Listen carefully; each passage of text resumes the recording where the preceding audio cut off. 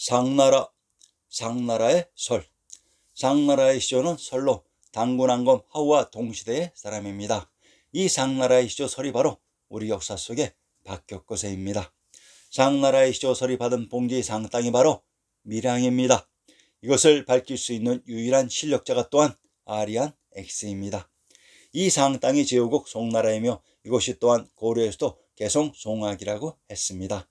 상나라에 봉기를 주었던 주체는 당군 왕검이었는지 또는 하나라 우였는지는 판단해야 하나 당군 왕검 하우 상나라설의 공통점은 모두 천황님의 따님을 부인으로 두셨던 천주의 인정을 받으셨던 영웅들이었습니다. 경상도 상주의 군명을 상주, 상락, 상산, 사랑벌, 귀덕군, 사벌, 다라고 합니다. 경상도 상주의 군명이 상산으로 이곳이 역사 속 상나라가 있었고 시작된 곳으로 상주의 군명 상주란 이곳이 고려 몽골 원나라의 상도로 윗도 또는 상국이라는 의미입니다. 제후국 상나라가 있었던 상주가 왜 윗상의 상주였는지 그 이유를 밝혀봅시다. 주나라의 모왕이 상나라의 제사를 지내라고 옛 상땅을 상나라의 후손인 미자계에게 준 땅이 제후국 송나라였습니다.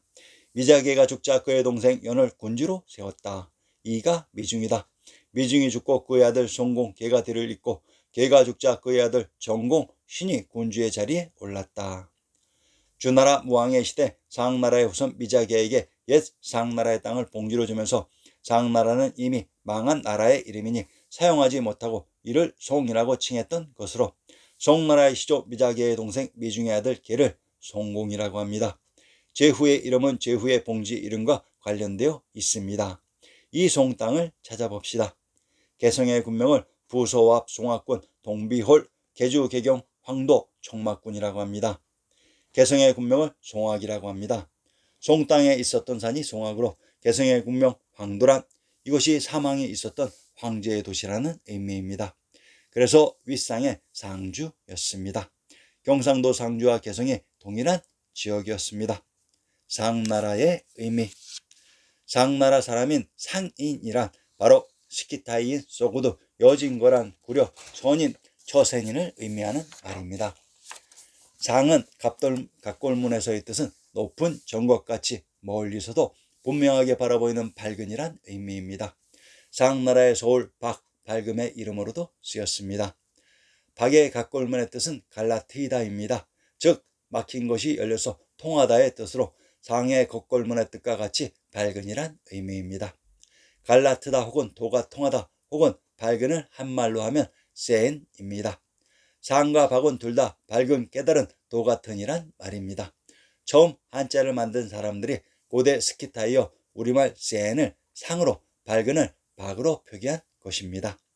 그 스키타이어 우리말의 실제 발음은 지역과 시대에 따라 박도, 박달, 박터, 불도, 불터, 배달, 백두, 부도, 수도, 신라, 신라, 신도, 소도 등의 여러 가지로 발음이 되는 것입니다.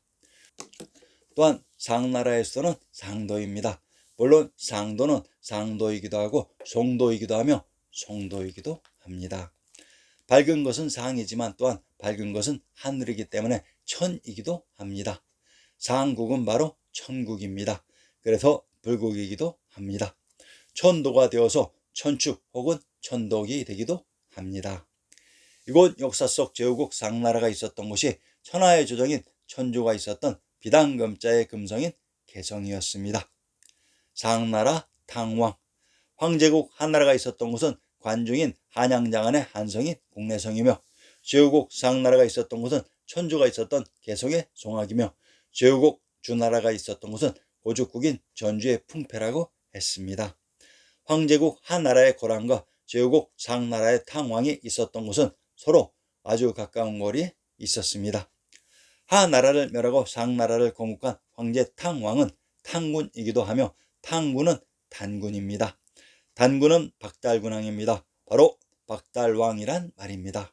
고대어에서는 단군이란 발음보다는 당군이라는 발음이 더 맞습니다. 당군과 탕군의 당은 같은 스키타이어의 하나님 혹은 신을 표시하는 발음인 것입니다. 한나라가 천황님을 대신한 신하 당군이었듯이 한나라를 멸한 상나라가 또한 천황님을 대신한 당군이었습니다. 중국사 25사의 황제들이 모두 천황님을 대신한 황제 당군이었습니다.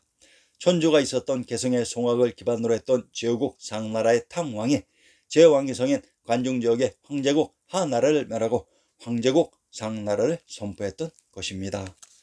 상나라 은나라의 수도. 천조인 비단금자의 금성인 개성에 있었던 제후국 상나라는 한양장안의 관중의 황제국 하나라를 멸하고 어디에다가 수도를 정했을까요? 어렵게 생각하지 마세요. 황제국 상나라의 수도는 하나라가 있었던 바로 그곳 제왕의 성 관중의 국내성에 있었습니다. 자, 그러면 이를 밝혀봅시다. 신증동국 여지신남 한성부의 제형을 인용합니다. 한성부의 제형편에 박이중의 시에 도리가 바르고 고른데 벼수레가 통한다. 강산이 겹으로 막히니 금성탕지보다 승하다 하였다. 권우의 시에 화기 높이 솟아 한강을 누른다. 금성천부의 유해지는 이상 없는 것이다 하였다. 전의 사람의 시에 호랑이 걸터앉고 용이 서린 듯 청구의 지역이다. 공의 문체요 나는 듯 구중궁궐이네 라고 했습니다. 한성부의 제형에 등장한 금성 탕지란 금땅에 있었던 성이 금성이고 탕지란 황제국 상나라를 건국한 탕왕의 연못이라는 얘기입니다. 상나라의 수도가 한나라가 있었던 박토의 부도성 부리성인 국내성 금성이었습니다. 비단금자의 금성은 개성 서울의 천주의 지명이며 쇠금자의 금성은 왕부의 성인 관중의 초롱성입니다. 상나라 계열 성씨, 상씨. 상나라를 건국한 탕왕이 상씨의 시조입니다. 상씨는 박씨로부터 개출된 성씨이며 황제의 성인이 자부심을 가지시기를 바랍니다. 은씨. 은나라는 상나라를 물리친 것이 아닌 상나라를 이은 나라로 은이라는 지역에서 기반을 다시 잡고 천하를 통치했기 때문에 은나라가 됩니다. 평안도 은산의 군명을 은주, 흥덕, 동창이라고 합니다. 평안도 은산의 군명이 은주로 이곳에 은나라가 있었던 곳으로 관중입니다. 은씨는 황제의 성씨입니다. 송씨. 송씨의 시조는 상나라 30대 왕 제을의 장자 미작의이다. 제후국 송나라의 수도 송도에서 송씨가 개출되었던 것으로 대진국 발해에서도 중경 상경에서 고려가 건국되며 919년 송악인 송나라의 땅을 기반으로 936년 후백제를 멸하고 천하를 통일해서 발해 고려의 조대명이 송나라가 되었던 것입니다. 발해가 송나라이고 송나라가 바로 고려입니다. 기씨. 기자는 중국 상나라의 왕족이자 기자조선의 시조로 알려져 있는 전설상의 인물이다. 기씨는 상나라의 혈족입니다.